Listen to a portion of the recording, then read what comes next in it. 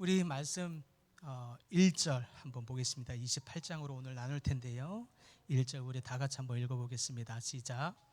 악인은 쫓아오는 자가 없어도 도망하나 의인은 사자같이 담대하니라.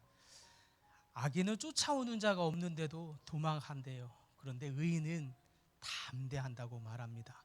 특별히 사자같이 담대함이 여러분에게 있길 소망합니다. 근데 악인은 우리 안에 왠지 모르게 누가 쫓아오는 사람도 없는데 도망한다고 되어 있습니다. 그 사람의 양심 속에 있는 죄 때문일 것입니다. 그래서 그 죄가 마치 어떤 사람이 되어서 마치 그를 쫓아오는 것 같이 맨날 느끼기 때문입니다. 그래서 대표적으로 창세기 4장 14절에 보니까 가인이 나오는데, 가인이 동생 아벨을 죽고 나서 도망하잖아. 유리하는 자가 됩니다. 그런데 그가 하나님 앞에 이렇게 고백합니다.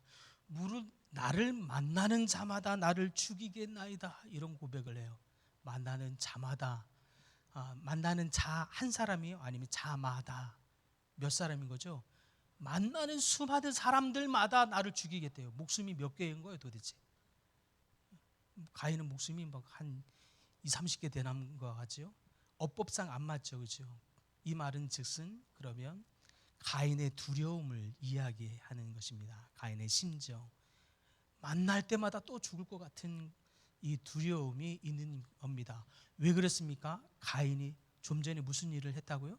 동생 아벨을 죽인 것. 이 죄가 그렇습니다. 이 죄가 우리 속에 있으면 항상 나를 만나는 사람마다 나를 죽일 것 같은 두려움, 그러니까 죽을 것 같은 두려움이든 어떤 두려움이든 간에 죄는 그 사람을 두렵게 한다는 것이 핵심이 되겠습니다. 말씀대로 우리가 행복하면 좋겠는데 우리 안에 두려움과 염려, 근심, 이 근원이 무엇이라고요? 죄라고요. 죄 때문에 이 가인이 그런 고백을 하고 있는 것입니다. 그 다음에 보면, 그래서 13절에 우리 함께 또 읽어볼까요? 13절 시작. 자기 죄를 숨기는 자는 형통하지 못하나. 네, 자기 죄를 숨기는 자는 형통하지 못한다고 얘기합니다. 실제로 그랬어요. 가인이 아벨을 죽이고 나서 하나님이 찾아옵니다. 네 아우 아벨이 어디 있느냐라고 얘기합니다. 그럴 때에 가인이 어떻게 얘기합니까? 내가 이르되 내가 알지 못하나이다. 내가 이렇게만 또 얘기하는 게 아니에요. 내가 알지 못합니다 라고 부인하기도 하고, 그 다음에 더 하나님께 마치 대들듯이, 하나님 내가 동생 아우를 지키는 자입니까? 그걸 왜 나한테 묻습니까? 좀 따지고 있는 거죠. 모릅니다라고 하는 수동적인 부인 정도만 하는 게 아니라 더 감추기 위해서 마치 더 으르렁대듯이 하나님을 향해서 내가 하나님 아우를 지키는 사람으로 나를 만드신 겁니까? 왜 나한테 묻습니까? 누구보다도 아우가 어떻게 됐는지를 자기가 행한 일 때문에 알 것인데 이렇게 말하고 있는 거죠. 죄는 이렇게 자신을 이렇게 감추게 합니다. 그런데 이 죄로 말미암아 가인이 이렇게 잃어버린 것이 있어요. 그것이 바로 하나님을 경외하는 마음입니다. 하나님을 경외하는 마음. 하나님을 경외하는 마음은 두 가지의 개념이 있어요. 존경과 두려움, 그리고 친밀함. 제가 이 경외하다는 히브리 단어를 원문을 찾아보니까 주권자에 대한 친밀함을 바탕으로 한 경외함, 존경하는 마음, 그리고 두려워하는 마음이라고 얘기합니다.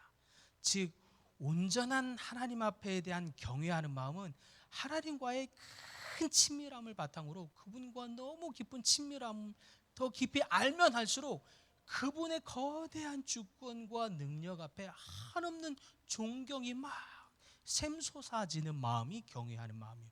그래서 그분의 주권이 친밀하면 친밀할수록 더 크게 느껴지고 거대한 것을 더 깊이 느껴지니까 완전한 두려움이 생기는 거예요.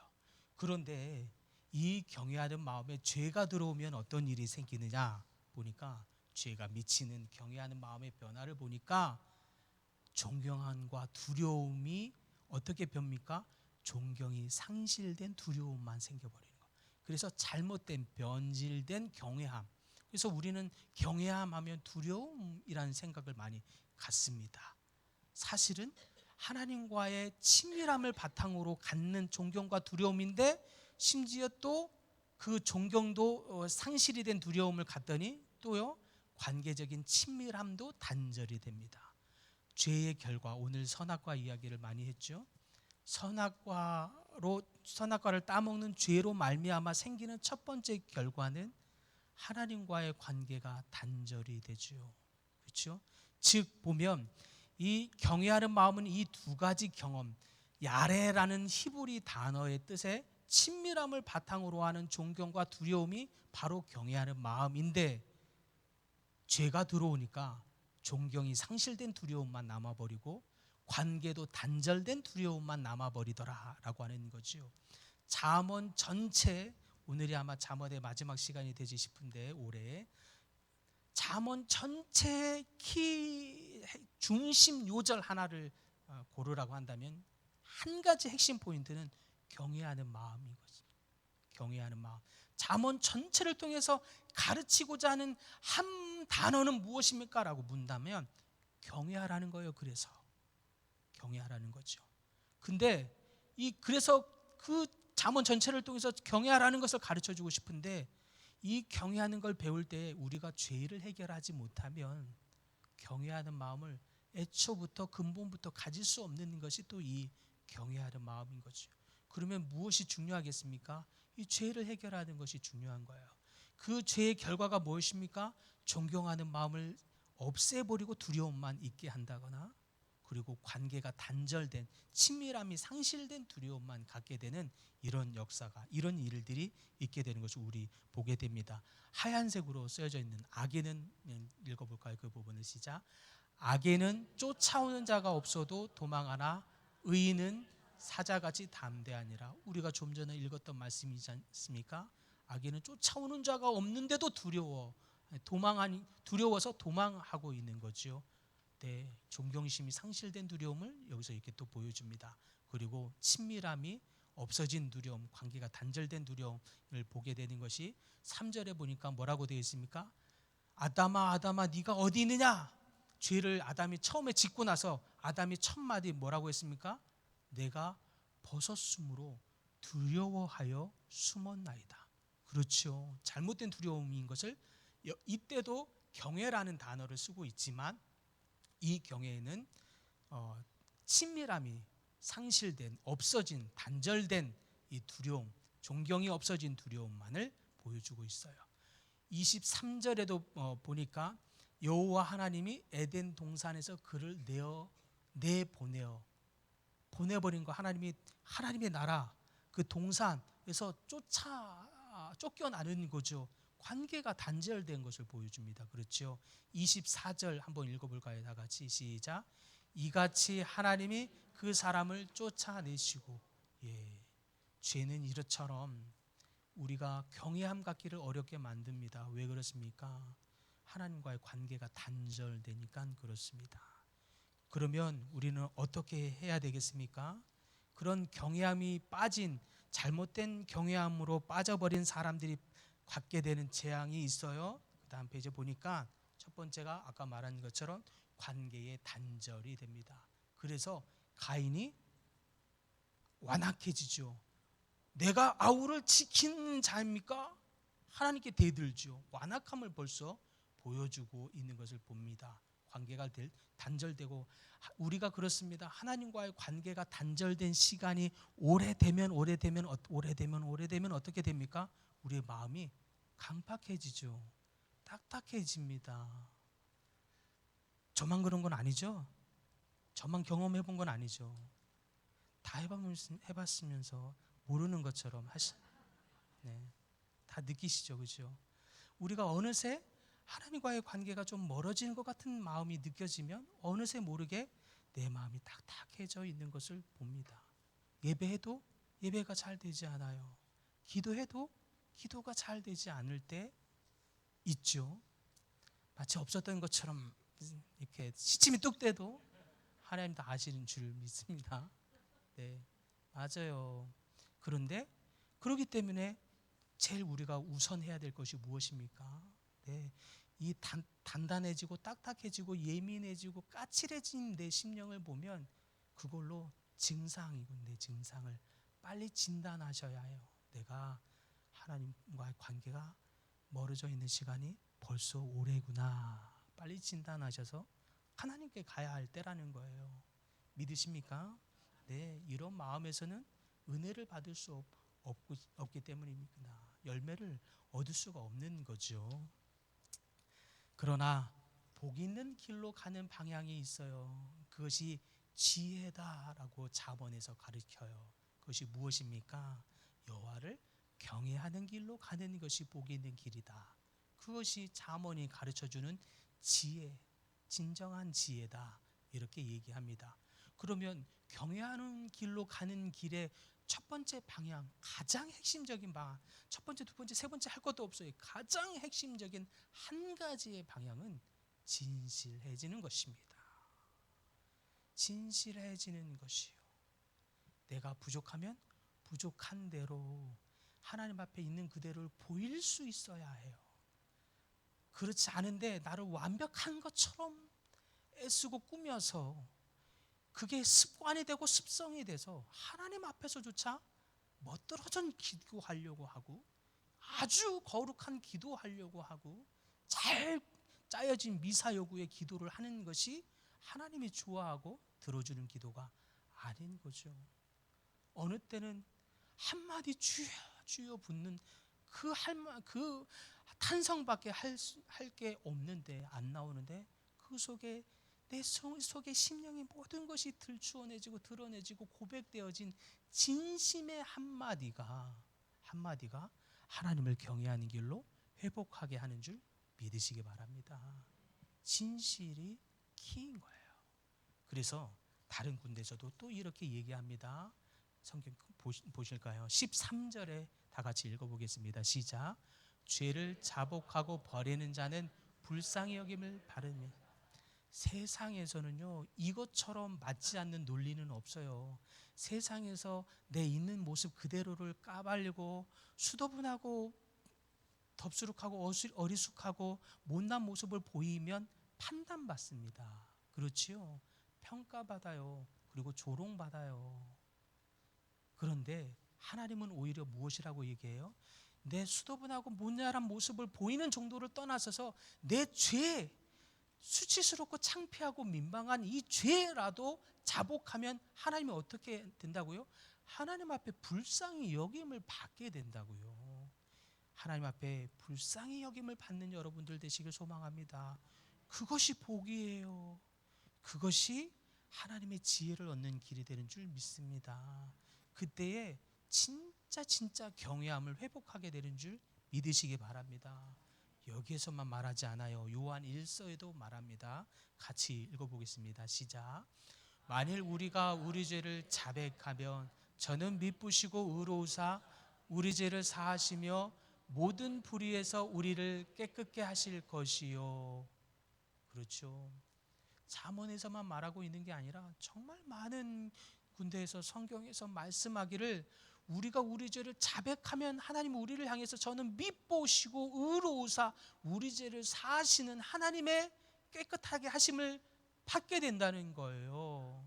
그런데 우리가 오히려 다음에 요한 1서 그 앞절에 보면 내가 죄 없다 여기면 하나님 앞에 어떻게 나는 너와 상관없는 자가 된다 얘기해요.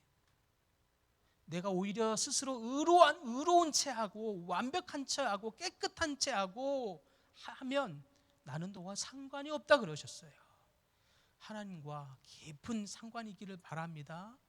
예, 아까 말씀드렸어요. 죄를 지으면 하나님께 관계가 단절된다 그랬어요. 그렇죠?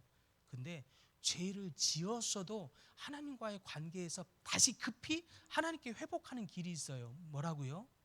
죄를 빨리 고백하고 자백하면요.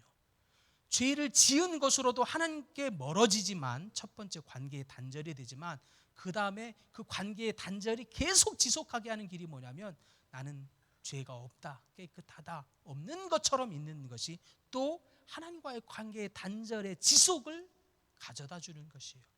그런데 우리는 연약해서, 하나님도 우리가 연약한 줄 너무 잘 아셔요. 그래서 우리는 연약해서 좀 못났고 부족하고 좀 덥수룩하고 또 이게 못난 구성이 많아, 빈틈이 많아 보여도 하나님, 내가 이렇습니다. 내가 부족합니다. 내가 또 넘어졌습니다. 주님 앞에 내가 자백하면 어떻게 된다고요? 하나님의 의로우심을, 미쁘심을 받는다고요. 불쌍히 여김을 받는다고요. 깨끗하게 하심을 받는 줄 믿으시기 바랍니다. 그래서 우리는 비록 계속 계속 죄를 안 지을 수는 없어요. 그렇죠? 하나님 그걸 알아요. 그러나 거기서 회복할 길을 주셨잖아요. 그것이 무엇입니까? 급하게 빨리 즉시로 하나님, 내가 죄인입니다, 인정하는 거예요.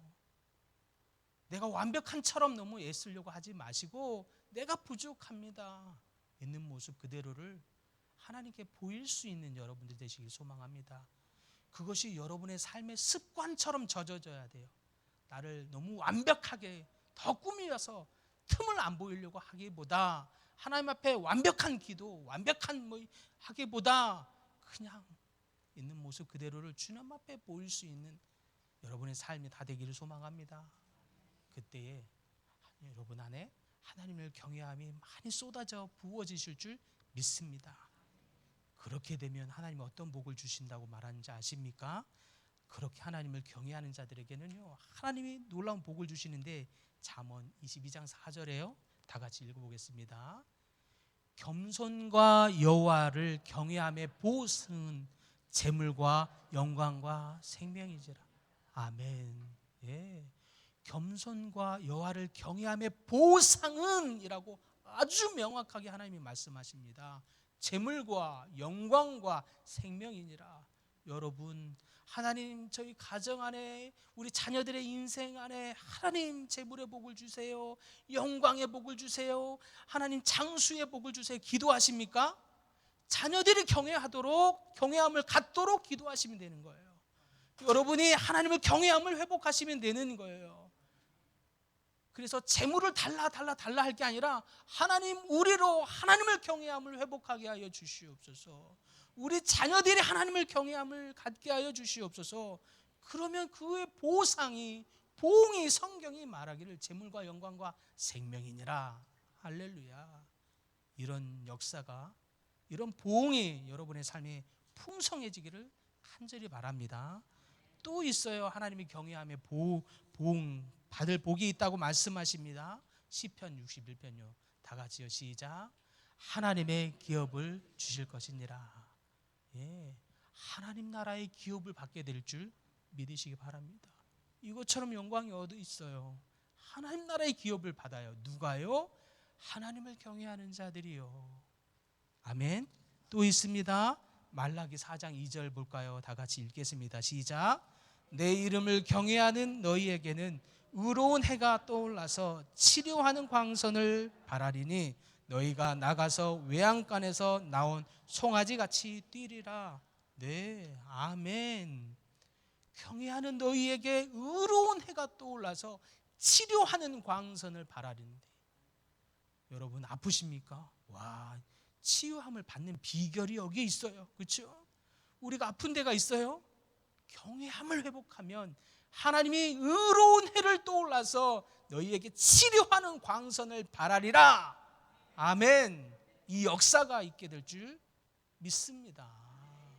그래서 하나님, 나를 좀 치료해 주세요, 치료해 주세요, 치료해 주세요보다 우리가 더 핵심적인 기도는 하나님, 내 안에 경외함이 잃어버린 것을 회복해 주세요. 이게 우리가 해야 할 더 핵심적이고 능력 있는 기도가 되는 줄 믿습니다. 그래서 내 죄를 그래서 더 열심히 자복하는 거예요. 나를 완벽하려고 애쓰기보다 더 하나님 앞에 있는 그대로 모습을 보이려고 애쓰는 거예요. 그것이 하나님을 경외하는 길로 나아가게 되는 줄 믿습니다. 그러면 하나님의 불쌍히 여기심을 받고 저렇게 치료의 광선을 받게 될 줄 믿습니다. 심지어요, 외양간에 나가서 나간 송아지같이 뛰는데요, 얼마나 기쁘면 그 송아지 같이 기뻐 뛰는 그 이것처럼 행복한 표현을 어디다 또 있겠어요, 그렇죠? 행복해 미치겠는 거예요. 미치도록 행복해지는 거예요, 그렇죠? 그런 일이 여러분의 삶 안에 더 있어지기를 소망합니다. 네, 마지막으로요, 히브리서 5장 우리 읽어볼까요? 시작. 그는 육체에 계실 때에 자기를 죽음에서 능히 구원하실 이에게 심한 통곡과 눈물로 간구와 소원을 올렸고 그의 경외하심을 인하여 들으심을 얻었느니라. 아멘. 네, 육체에 계실 때에 자기를 죽으심에서 능히 구원하실 이에게 심한 통곡과 눈물로 간구와 소원을 올렸더니 경외하는 사람에게 어떻게 된다고요? 들으심을 얻었다는 거예요. 무슨 말씀인가요? 응답을 얻었다는 거예요. 하나님을 경외하는 자들의 기도를 하나님이 들으신다는 이야기예요. 여러분 혹시 기도하는데 하나님의 응답이 잘 안 느껴지십니까? 그렇다면 비밀이 여기 있어요. 하나님, 내가 도대체 기도하는데 내가 이 자녀를 위해서, 남편을 위해서, 아내를 위해서, 내 직장 동료를 위해서, 일터를 위해서 내가 몇 년을 기도하는지 모르겠는데 도대체 왜 이 영역에 하나님이 응답하지 않느냐고요? 혹시 그런 분들 계십니까? 비밀이 있어요. 무엇입니까?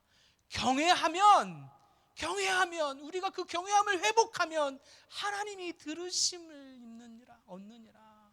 하나님은 우리 소리를 들으시는 그 응답을 받는다는 거예요. 내가 무슨 간구를 하든지, 내가 무엇을 구하든지, 내가 무슨 하소연을 하든지 간에 내 작은 신음에도 응답하시고 들으시고 응답하시는 하나님을 얻게 된다고요.